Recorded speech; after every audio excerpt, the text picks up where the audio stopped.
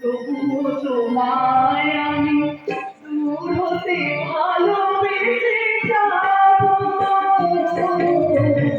হয়তো কিছুই নাই পাবো, তবুও তোমায় আমি দূর হতে ভালোবেসে যাবো।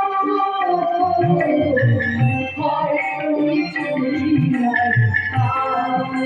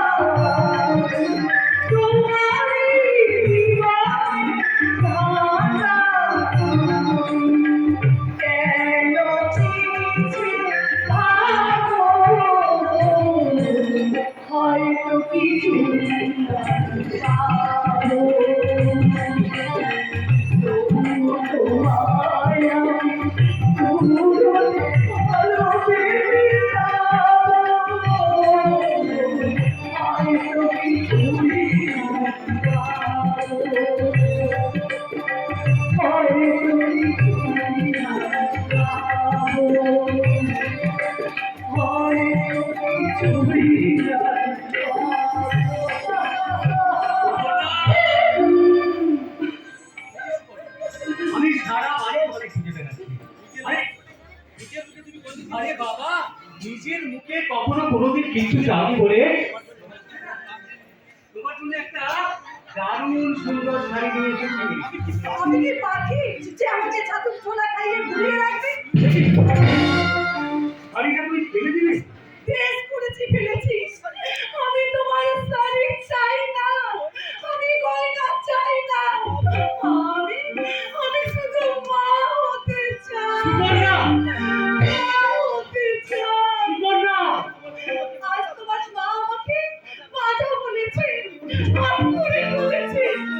মা হয়ে ওই বদনাম আমি ঘোচাতে চাই।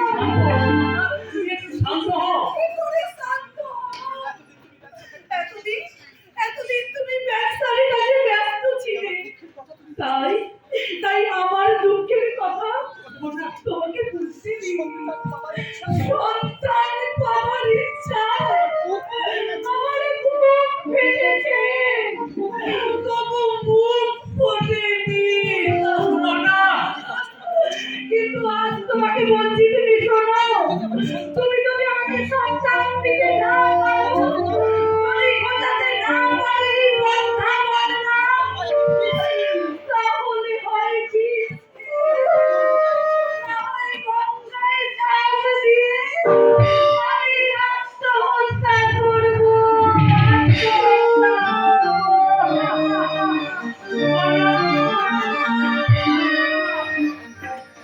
সুবর্ণার সন্তান কেমন পাগল হয়ে গেছে।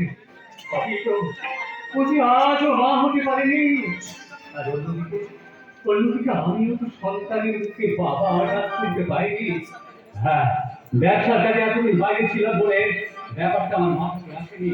ঠিক, আমি কালই সুবর্ণাকে নিয়ে ডাক্তারের কাছে যাবো, তারপর ডাক্তার মেডিকেল টেস্ট করে বলে